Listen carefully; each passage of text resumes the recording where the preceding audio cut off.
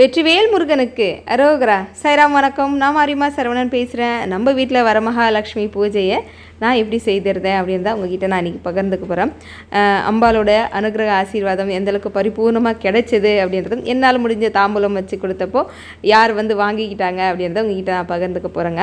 அம்மன் அழைப்பு வெள்ளிக்கிழமை காலையில் தான் அம்மாவை அழைச்சிருந்தேங்க. இந்த அலங்காரம் பண்ணுறது இதெல்லாம் வியாழக்கிழமை இரவு 10 மணிக்கு மேலே தான் செய்துக்கிட்டு இருக்கேன். ஏன்னா வியாழக்கிழமைக்கு பூந்தமல்லியில் நவபாசன முருகப்பெருமானை பார்க்கக்கூடிய ஒரு வாய்ப்பு வந்துச்சு. அங்கே போயாச்சு. ஏன்னா பாம்பனையாவை பிரதிஷ்டை செய்கிறதா இருந்தது இல்லையா. அந்த பூஜைக்கு போயிட்டு மாலை 6 மணி ஆயிடுச்சு வீட்டுக்கு வர. வந்து எவ்வளோ வேலைகள் இருக்கும் நமக்கே தெரியும். ஒன்று ஒன்றா எடுத்து செய்ய நைட்டு 10-11 மணிக்கு மேலே தான் அம்மன் வந்து எப்படி அலங்காரம் பண்ணலாம்லாம் எடுத்து வச்சுட்ருக்கேன். எனக்கு வந்து பச்சை நிறத்தில் அம்மாவுக்கு உடை போடணும் அப்படின்றது ஆசை. அதுக்கேற்ற மாதிரி ஒரு ப்ளவுஸ் பீட் அழகாக மடித்து போட்டு 2 கலச சொம்பு வச்சு கீழே ஒன்று வந்து தண்ணி, இன்னொரு சொம்பில் வந்து பச்சரிசி, அப்புறம் அம்மனுடைய முகம் வந்து நான் வாங்கி வச்சுருந்தேன். ஆனால் இந்த அலங்காரம் பண்ணது எல்லாமே நான் என்னோடய கைப்பட இந்த ஸ்டோன் ஒட்டுறது இதெல்லாமே நான் பண்ணி வச்சுருந்தேன். அதனால் வந்து பார்க்க முகம் வந்து இன்னும் ரொம்ப பளிச்சுன்னு அழகாக இருந்தது. அப்புறம் தேங்காய் நல்லா மஞ்சள் பூசி குங்குமம் வைத்து முகம் வச்சு நல்லா கட்டிட்டு இது எல்லாமே இரவு ஒரு 11-12 ஆயிடுச்சு. இதெல்லாம் ரெடி பண்ணிவிட்டு கொஞ்ச நேரம் படுக்கணும் அப்படின்னு சொல்லி படுத்தாச்சு. மறுநாள் காலையில் சீக்கிரமாக எழுந்திரிச்சு குளித்து முடிச்சுட்டு வந்தாச்சு. கோலம் வந்து நான் இரவே போட்டிருந்தேன். மாக்கோலம் வந்து இருதய கமல கோலம் அழகாக வந்து மாக்கோலம் போட்டாச்சு. பூஜை அறையெல்லாம் கோலம் போடுறது இது எல்லாமே இரவே நான் பண்ணி வச்சுருந்ததுனால காலையில் கொஞ்சம் ஈஸியாக இருந்ததுங்க. அதுக்கப்புறம் பாருங்கள் மாயில் அழகாக வச்சு அம்மன் வந்து அலங்காரம் பண்ணி ரெடியாக இருக்காங்க. இப்போ அம்மன் அழைப்பு காலையில் ஒரு 7லேருந்து 7:30க்குள்ளே அம்மனுடைய அழைப்பை நான் வந்து அம்மா வந்து உள்ளே கூட்டிகிட்டு வந்துட்டேன். அப்புறம் இதில் என்ன ஒரு விஷயம்னா, என்ன செய்தாலுமே நான் ஒரு ஆள் மட்டும்தான் செய்யணும். கணவர் வந்து காலையில் வேலைக்கு போயாச்சா. பையன் வந்து பெரிய பையன் இருக்கார். அவரை வச்சுக்கிட்டு தான் இந்த வேலை. ஒவ்வொரு சின்ன வீடியோ கிளிப்பெல்லாம் எடுடா அப்படின்னு சொல்லி அவனை எடுக்க வச்சு எடுத்துருது. அதனால் என்னால் முழுசாக வந்து பதிவுகள் உங்களுக்கு வந்து நான் காமிக்க முடியல. அம்மனுடைய அழைப்பு ஆரத்தி எடுத்து அம்மா வந்து உள்ளே கூட்டிகிட்டு வருவேன். இதுதான் நான் எப்போவும் வழக்கமாக பண்ணுறது. அது போலவே அம்மன் வந்து கீழே கோலத்துக்கு மேலே வந்து மணை போட்டு அம்மனை அழகாக அலங்காரம் செய்து வச்சுட்டு ஆரத்தி எடுத்து அம்மனை வந்து நான் உள்ளே கூட்டிகிட்டு வந்தேன். ஒவ்வொரு முறையுமே அம்மன் வந்து உள்ள அழைப்பு வந்து மனசுக்கு அப்படி ஒரு நெருக்கமாக இருக்கும். வாமா மகாலட்சுமி தாயேன்னு அந்த பாடல் வீட்டுக்கு வந்து ஓடிட்டே இருக்கும். அந்த பாடல் ஓட அம்மா ஒரு வலது கால் எடுத்து வச்சு உள்ளே வர்றது ரொம்ப மனசுக்கு நிறைவாக இருக்கும். அம்மன் அப்படியே நம்ம கூட வர மாதிரி இருக்கும். வாங்கம்மா எங்கள் வீட்டுக்கு அப்படின்னு வரமகாலட்சுமி தாயாரை மனசார வேண்டிட்டு நல்லா அழகாக வந்து உள்ளே அமர்த்தியாச்சு. இதில் என்ன ஒரு விஷயம்னா, நான் 2 நாளுக்கு முன்னாடி தான் நம்ம வீட்டுக்கு பெருமாள் வந்திருந்தார். அவரும் பார்த்திங்கன்னா பச்சை நிற உடையில் பெருமாள் வந்திருப்பார். ஒரு அம்மா வந்து எனக்கு திருப்பதி போனப்போ வாங்கிட்டு வந்து கொடுத்தாங்க. அதனாலே என்னவென்னு தெரியல, பச்சை நிறத்திலே எல்லாமே அன்றைக்கி அமைஞ்சிருந்தது அப்படின்னு சொல்லலாம். அழகாக இந்த ஒரு தாமரைப்பூவோட விலை எவ்வளோ தெரியுமா? 100 ரூபாங்க. அவ்வளோ விலை. ஏன்னா எனக்கு வாங்க நேரம் இல்லாததுனால அந்த ஒரு பூவாவது அம்மாவுக்கு அன்றைக்கி வாங்கி வைக்கணும் அப்படின்னு சொல்லிட்டு அழகாக டெக்கரேட் பண்ணியாச்சு. எனக்கு தெரிஞ்ச வரைக்கும் பண்ணேன். ஏன்னா நமக்கு நேரமே கிடையாது. இருந்தாலும் அம்மனுடைய அழைப்பு வரமகாலட்சுமி பூஜையை நம்மளுடைய இல்லத்தில் சிறப்பாக செய்யணும் அப்படின்றதுனால இந்த அலங்காரம் இதெல்லாமே சின்ன வேலைகள் எல்லாம் என்னால் என்ன முடியுதோ அவ்வளோ அழகாக பண்ணி அம்மாவை இங்கே அழகாக அமர்த்தியாச்சு. பெருமாள் இருக்கிற இடத்துல மணை போட்டு நம்ம கலசமானது அழகாக நிறுத்திட்டேன். அம்மனுடைய முகம் வந்து பார்த்திங்கன்னா தெரியும். கலசம் வைக்கிறதுக்கு முன்பு ஒரு முகம் இருக்கும். கலசத்தில் அமர்த்தி வீட்டுக்குள்ளே வந்ததுக்கப்புறம் ஒரு முகம் மாறும் பாருங்கள். அது அப்படியே தத்ரூபமாக இருக்கும். அப்படியே முகம் வந்து கலகலன்னு ஆகிடும் அம்மாவுக்கு. அதாவது முதல் பூசை, அதாவது நம்ம விநாயக பெருமான், குலதெய்வம், குருமார்கள், அதுக்கப்புறம் கலச அர்ச்சனை, அம்மாவை ஆவாகனம் பண்ணுறது, இது எல்லா பூஜையுமே செய்து ஸ்வீட் வந்து நெய்வேத்தியமாக வைத்து காலையில் பூஜை வந்து ஒரு 7:30க்குள்ளே வந்து நிறைவு செய்துட்டேன்.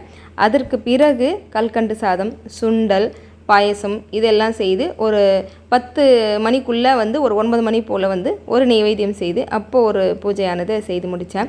ஏன்னா அதுக்கப்புறம் நம்ம வீட்டுக்கு கெஸ்ட்டு வந்திருந்தாங்க. உண்மையாக சொல்லணும்னா ரொம்ப மனசுக்கு நிறைவாக இருந்தது.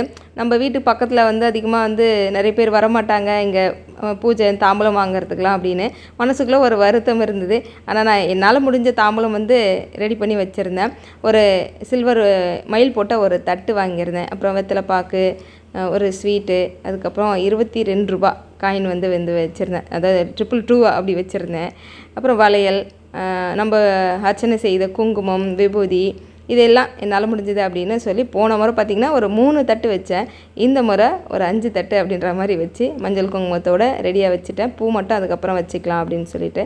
இது வாங்கிறதுக்கு இங்கே யார் வருவா அப்படின்னு யோசிச்சுட்டு இருக்கிற நேரத்துக்கு அழகாக ஒரு சிறப்பான ஒரு தோழிகள் வந்து நம்ம வீட்டுக்கு வந்திருந்தாங்க. அது ஒரே மாதிரி கலர் உடையில் இவங்க வந்து ரொம்ப திக் ஃப்ரெண்ட்ஸாக இருக்கிறவங்க. நம்ம தேன்மொழி சிஸ்டர் மூலயமா அறிமுகமாகி உடனே நம்ம வீட்டுக்கு வரேன்னு வந்திருந்தாங்க. எனக்கு ரொம்ப மகிழ்ச்சியாக இருந்தது உண்மையாகவே. அவங்க எல்லாரும் ஒரே தோழிகள், உண்மையாக ஒருங்கிணைந்த ஒரு தோழிகள் அப்படின்னு சொல்லலாம். நம்ம வீட்டுக்கு வந்து அழகாக பாராயணம்லாம் செய்திருந்தாங்க.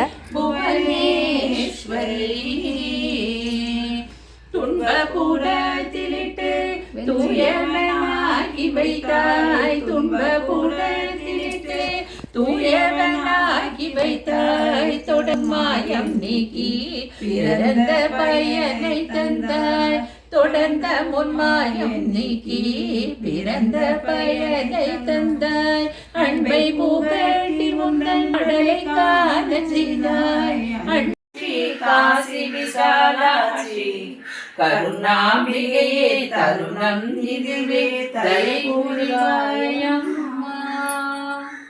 नमस्तुस्ते महामाये श्रीपीडे शिरभूषिते चङ्गचक्रहदाहस्ते महालक्ष्मी सर्ववरदे सर्वदुष्टभयङ्करी सर्वदुःखहरे देवी महालक्ष्मी नमोस्तुते.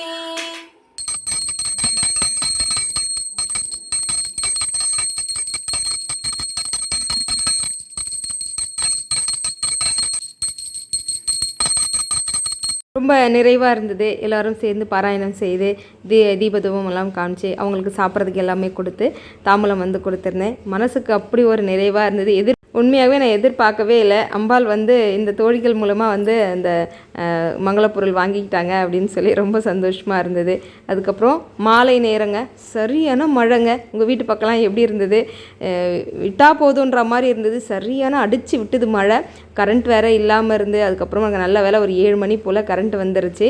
அதுக்கப்புறமா வந்து அம்மனுக்கு வந்து திரும்ப பூ எல்லாமே மாற்றி வச்சுட்டு கரண்ட் வந்ததுக்கப்புறமா வந்து இந்த பூஜையானதை செய்ய ஆரம்பித்தேன். குங்கும அர்ச்சனை, சோழி அர்ச்சனை, அக்ஷதையால் அர்ச்சனை, பூக்களை கொண்ட அர்ச்சனை அப்படின்னு எல்லா அம்மானுடைய ஸ்லோகங்கள் எல்லாமே சொல்லி கனகதார சோஸ்திரம் படித்து அழகாக நிறைவாக வந்து மாலை நேர பூஜை வந்து நிறைவு பண்ணிட்டாங்க. அம்மனுடைய 108 அஷ்டோத்தரம்பாமலை அது படித்து குங்கும அர்ச்சனை செய்துட்டேன். அதுக்கப்புறம் நம்ம வேல்மாறல் புத்தகத்தில் ஸ்ரீசுக்தம் கொடுத்துருப்பேன். யாரெல்லாம் பாராயணம் பண்ணீங்க? ஏன்னா அன்றைக்கி ரொம்ப அருமையாக இருந்தது. படிக்க ரொம்ப மனசுக்கு நிகழ்ச்சியாக இருந்ததுன்னு நிறைய பேர் சொல்லியிருந்தாங்க. அதனால் சொல்கிறேன், முதல்ல நம்ம படித்தோம் இல்லையா அந்த புத்தகத்தில் ஸ்ரீசுக்தம்னு கொடுத்துருப்பேன். இது அதுக்கப்புறம் கனகதார சூத்திரம் படித்து அக்ஷதையால் அர்ச்சனை செய்து ரொம்ப மனசுக்கு நிறைவாக இருந்தது. ஏன்னா இப்படி ஒரு வாய்ப்பை அம்மன் வந்து நமக்கு இந்த வருடம் கொடுத்துருக்காங்க அப்படின்னு. சென்ற வருடம் செய்ய முடியல அப்படின்னாலும் இந்த வருடம் என்னால் முடிஞ்சது என்னவோ செய்து அம்மனுடைய வழிபாட்டு முறை மகாலட்சுமி தாயாரை மனசார வந்து வேண்டிக்கிட்டேன். எல்லாருக்காகவுமே நான் வந்து வேண்டிக்கிட்டேன். ஏன்னா செய்தவங்க செய்யாதவங்க ஏதோ ஒரு காரணங்களால் இந்த வருடம் வந்து தடைப்பட்டு போயிருக்கும். எல்லாருக்காகவுமே மனநிறைவான ஒரு ஆசீர்வாதத்தை அம்மன் வந்து கொடுக்கணும். தீர்க்க சுமங்கலி வரம் வந்து எல்லா பெண்களுக்கும் கொடுக்கணும் அப்படின்னு சொல்லி அம்மன்கிட்ட மனசார வந்து வேண்டிக்கிட்டேன். காலையில் பூஜை முடித்த உடனே என்னுடைய மாமியார்கிட்ட போய் இந்த நோன்பு கயிறு கட்டிக்கிட்டு அவங்கக்கிட்ட நான் ஆசீர்வாதம் வாங்கிட்டு வந்தேன். ஏன்னா பெரியவங்களோட ஆசீர்வாதம் இல்லாத ஒரு பூஜை என்றைக்குமே அது நிறைவடையாது அப்படின்னு வந்து நினைப்பேன் நான். வெள்ளிக்கிழமை பூஜை நல்லபடியாக நிறைவாக முடிஞ்சுது. அப்புறம் மறுநாள் காலையில் சனிக்கிழமைன்றதால அம்மனுக்கு திரும்ப பூவெல்லாம் மாற்றி நல்ல அலங்காரமாக அழகாக இருந்தாங்க தாயார். அன்றைக்கி வந்து துளசியை கொண்டு அர்ச்சனை, எல்லா தெய்வங்களுக்குமே துளசியை கொண்டு. பெருமாள் வர இருக்காரா, அவர் வந்து உங்களுக்கு ஆசீர்வாதம் கொடுக்க போகிறாராம். மனநிறைவான ஆசீர்வாதம் பெருமாள் சனிக்கிழமை என்று கொடுக்குறாரு. மனசார வந்து வேண்டிக்கோங்க. ஏன்னா ஓம் நமோ நாராயணா அப்படின்னு கூப்பிட்டா மகாலட்சுமி தாயார் அங்கே ஓடி வந்துடுவாங்களாம். அப்படி 2 நாளுக்கு முன்னாடியே நம்ம வீட்டுக்கு பெருமாள் வந்திருந்தார். அவருடைய அனுகிரக ஆசீர்வாதத்தில் இந்த பூஜை ரொம்ப சிறப்பாகவே நடந்து முடிஞ்சுது. அவருடைய அருளுமே வந்து கிடைச்சிதுங்க. ரொம்ப சந்தோஷம். உங்களுக்கும் அந்த அனுகிரக ஆசீர்வாதம் நிறைவான ஒரு ஆசீர்வாதம் வந்து அவர் கொடுத்துருக்காரு. சனிக்கிழமை பூஜை நல்லபடியாக நிறைவாக முடிஞ்சிருச்சு. அன்றைக்கி தான் நான் வந்து தெய்வ குழந்தைங்களை பார்க்குறதுக்கு உண்டான ஒரு வாய்ப்பும் எனக்கு கிடைச்சிதா. அங்கே போயிட்டு வந்து மாலை நேரத்தில் ரொம்ப எளிமையான முறையில் பூஜையை முடிச்சிட்டேன்.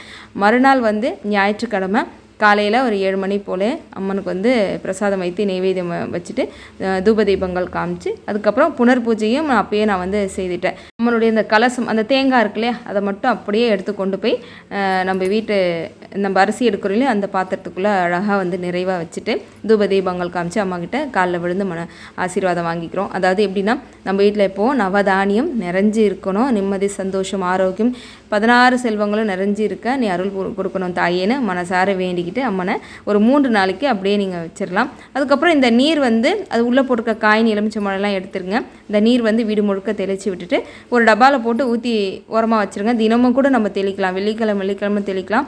அவ்வளோ நறுமணமாக இருக்கும் அந்த நீரானது. கலச பூஜையில் வைக்கிறது இல்லையா, மகாலட்சுமி பூஜையில், அது எல்லாரும் மிஸ் பண்ணாமல் தெளிச்சுக்கோங்க. இந்த முறை நம்ம கார்த்திகேயனை பார்த்தீங்களா, நீ என்ன அம்மனுக்கு மட்டும் விழுந்து அலங்காரம் பண்ணுற, எனக்கு எதுவும் பண்ண மாட்டியா அப்படின்ற மாதிரி இருந்தது. அதனால் அவருக்கு அழகாக வஸ்திரம் போட்டு பூஜையில் வந்து அமர்த்திட்டேன்.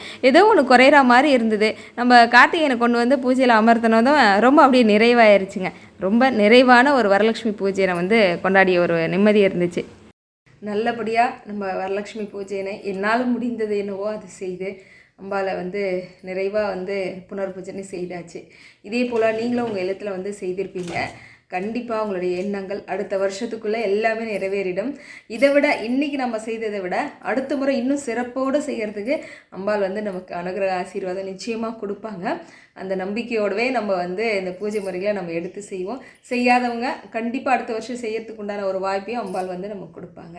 எல்லாருக்குமே மனம் நிறைந்த வரலட்சுமி பூஜை நல்வாழ்த்துக்கள். இதே போல் நம்ம அடுத்த வருஷம் சிறப்பான முறையில் கொண்டாடுவோம். வெற்றிவேல் முருகனுக்கு அரோகரா. ஸ்ரீ மகாலட்சுமி தாயே நமோ நமः.